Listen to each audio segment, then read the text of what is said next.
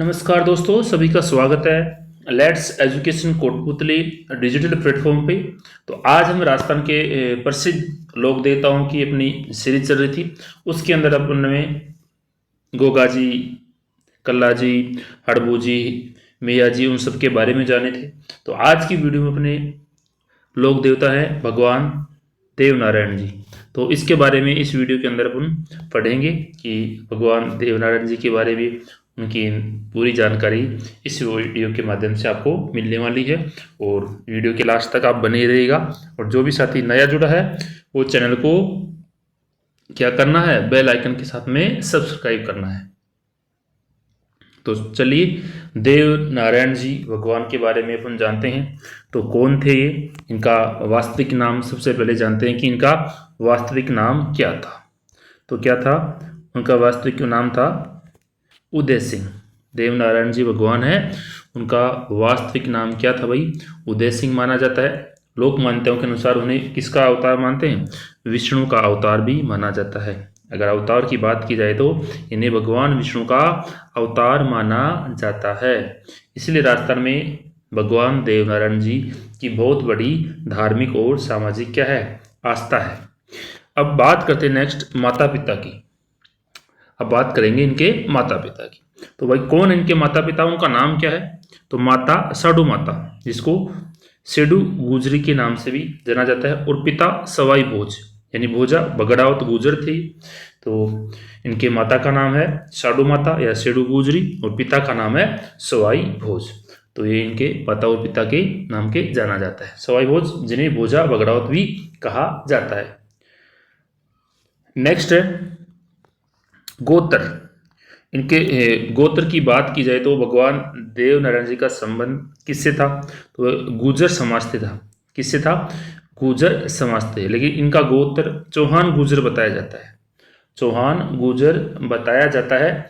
इसलिए प्रतियोगी परीक्षाओं के अंदर पूछा भी जाता है कि देवनारायण जी का गोत्र क्या था। तो क्या होगा? चौहान गुर्जर। याद रखना कि चौहान गुर्जर इनका गोत्र था। नेक्स्ट है इनका जन्म। तो इनका जन्म कब हुआ था? तो इनके जन्म की बात की जाए तो सबसे पहले आपको देवनारायण जी का जन्म कब होता है? माघ शुक्ल सप्तमी को मालासरी डूंगरी आसिन जो भीलवाड़ा के अंदर, यहाँ पे इनका जन्म हुआ था। और मालासरी डूंगरी जन्म स्थान इनका जो आसिन भीलवाड़ा के अंदर है। तो आपको ये याद रखना है कि इनका जन्म माघ शुक्ल सप्तमी को मालासरी डूंगरी आसिंद जो भीलवाड़ा के अंदर है, वहाँ पे इनका जन्म होता है। अब इनकी पत्नी की बात कर लेते हैं। तो भगवान देव नारायण जी है, इनकी पत्नी का नाम क्या था? तो क्या था वो भाई? People they. क्या नाम था? पीपल दे था। और पीपल दे को धार नगरी के परमार शासक जय सिंह देव की पुत्री बताया जाता है। धार नगरी के परमार शासक जो जय सिंह देव है, उनकी पुत्री बताया जाता है। तो आपसे पूछा जाता है कि देवनारायण जी की पत्नी कौन थी, तो आपको बताना है पीपल दे इनकी पत्नी थी।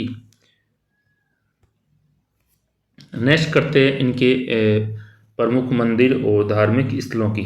कौन कौन से इनके प्रमुख स्थल है, मंदिर हैं?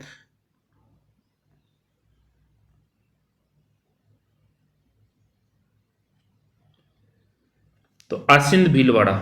आसिंद जो भीलवाड़ा है, आसिंद के अंदर जो खारी नदी के तट पे सवाई भोज और देवनारायण जी का क्या है, मुख्य मंदिर स्थित है। फिर है देवधाम जोधपुरिया जो निवाई टोक के अंदर है। यह गुर्जर समाज का अत्यंत पौराणिक और मुख्य तीर्थ स्थल है। नेक्स्ट है देवमाली जो कहाँ पे है? ब्यावर के अंदर। देवमाली ब्यावर के अंदर है। इस स्थान पर देवनारायण जी के भाद्रपद शुक्ल सप्तमी को अपनी देह क्या गई, त्यागी थी यहाँ पे देवनारायण जी ने।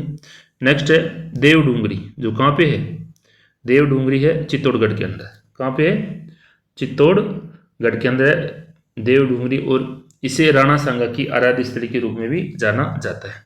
किसको? देव डूंगरी जो चित्तौड़गढ़ के अंदर है, कि यह पहाड़ी मेवाड़ के शासक राणा सांगा की क्या आराध्य स्थली के रूप में भी जाना जाता है। तो आपको ये याद रखना है। नेक्स्ट है इनकी मुख्य विशेषताएं और फड़ के बारे में। तो पहला आता है इसके अंदर गौ रक्षा। क्या आता है, गोरक्षक देवता।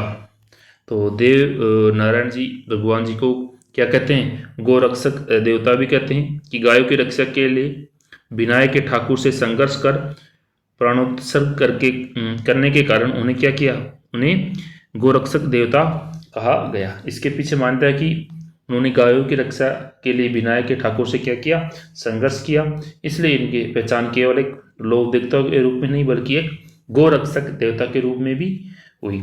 नेक्स्ट है सबसे लंबी फड़। अगर बात की जाए कौन से लोक देवता की सबसे लंबी फड़ है, तो आपको बताना है भगवान देवनारायण जी। देवनारायण जी की फट राजस्थान की सबसे लंबी और सबसे पुरानी भी है, याद रखना, सबसे पुरानी और सबसे लंबी है, जिसके वाचन के समय जंतरवाद यंत्र का प्रयोग किया जाता है। तो ऐसे भी क्वेश्चन पूछा जाता है कि एग्जाम के अंदर कि ऐसे कौन से लोक देवता है जिनके वाचन के अंदर या वाचन के समय जंतरवाद यंत्र का प्रयोग किया जाता है या बजाया जाता है, तो आपको आंसर करना है भगवान देवनारायण। तो ऐसे आपको याद रखना है। अब बात करते हैं इसके डाक टिकट की, देवनारायण जी की डाक टिकट की। तो भारत सरकार ने 2 सितंबर 1992 को देवनारायण जी की फड़ पे क्या 5 रुपये का विशेष टिकट जारी किया था। भारत सरकार है, उन्होंने 2 सितंबर 1992 को भगवान देवनारायण जी है उनकी फड़ पे 5 रुपये का विशेष डाक टिकट जारी किया था।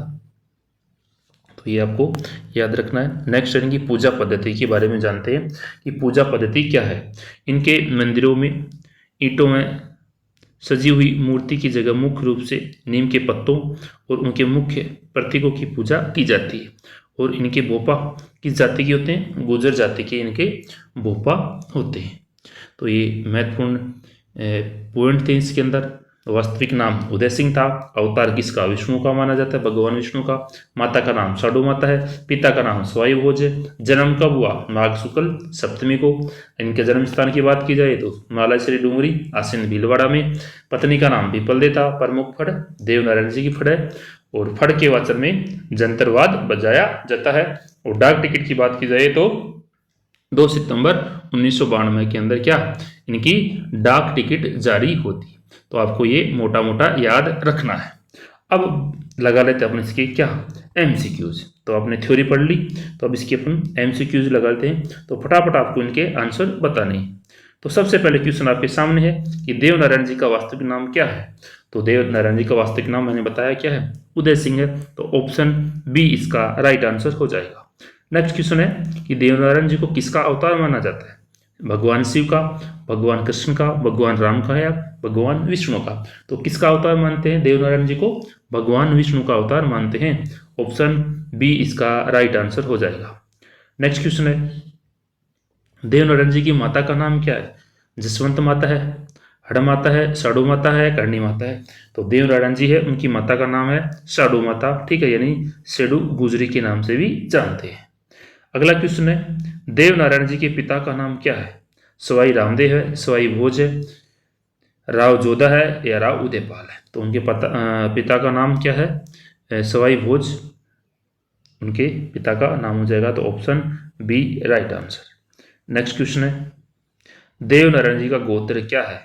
तो देवनारायण जी का गोत्र कौन सा है, परमार है, राठौड़ है, चौहान गुजर है या सिसोदिया है। तो वह चौहान गुजर देवनारायण जी का गोत्र है। नेक्स्ट क्वेश्चन है देवनारायण जी का जन्म कब हुआ।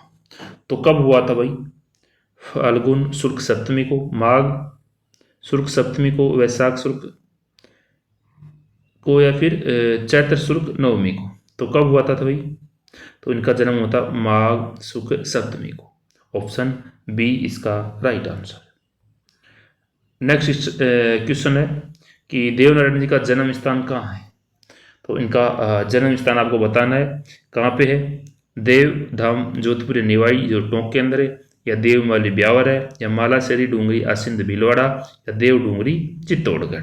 तो इनका जन्म स्थान कहाँ है, मालाशेरी डूंगरी आसिंद भीलवाड़ा के अंदर। ऑप्शन सी इसका करेक्ट आंसर हो जाएगा। नेक्स्ट क्वेश्चन है कि देवनारायण जी की पत्नी का नाम क्या है, देवकी है, जसवंत कंवर है, पीपल दे है या पद्मिनी है। तो वह पीपल दे है इनकी पत्नी का नाम। ऑप्शन बी इसका राइट आंसर। नेक्स्ट क्वेश्चन है पीपल दे किसकी पुत्री थी। जो पीपलदे है वो किसकी पुत्री थी? राणा सांगा की, जयमल राठौड़ की, धार नगरी के परमार शासक जयसिंह देव की या राव जोधा की। तो किसकी पुत्री थी भाई?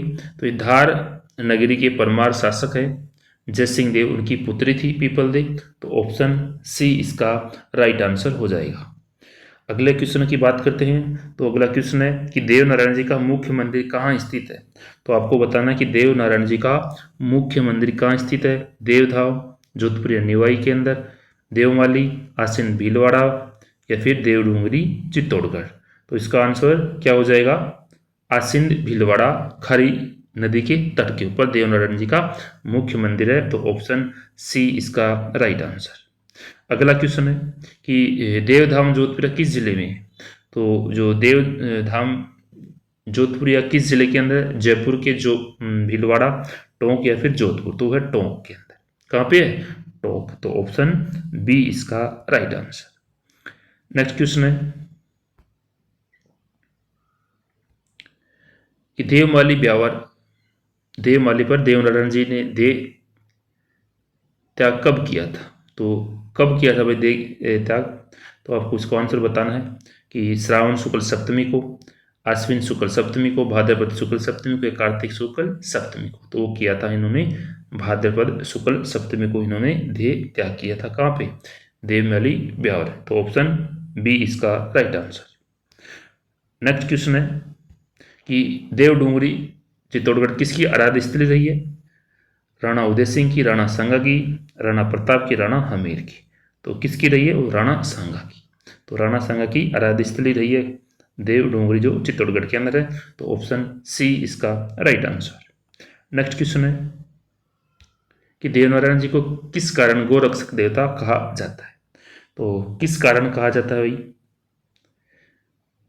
गौओं को दान करने के कारण, गौओं की रक्षा के लिए विनायक के ठाकुर से संघर्ष कर प्राणोत्सर्ग करने के कारण, या गौशालाओं के निर्माण के कारण, या गौ पूजाओं को बढ़ावा देने के कारण। तो इसका आंसर हो जाएगा कि गौ रक्षाओं के लिए जो विनायक के ठाकुर है उनसे संघर्ष करके अपने क्या कर दिए थे? प्राण त्याग दिए थे। इसलिए देवनारायण जी को क्या कहते हैं? गो रक्षक का यानी गो रक्षक देवता भी कहते हैं। तो ऑप्शन बी इसका राइट आंसर। और आज की क्लास का अपना लास्ट क्वेश्चन है कि भारत सरकार ने देव नारायण जी की फट पर विशेष डाक टिकट कब जारी किया?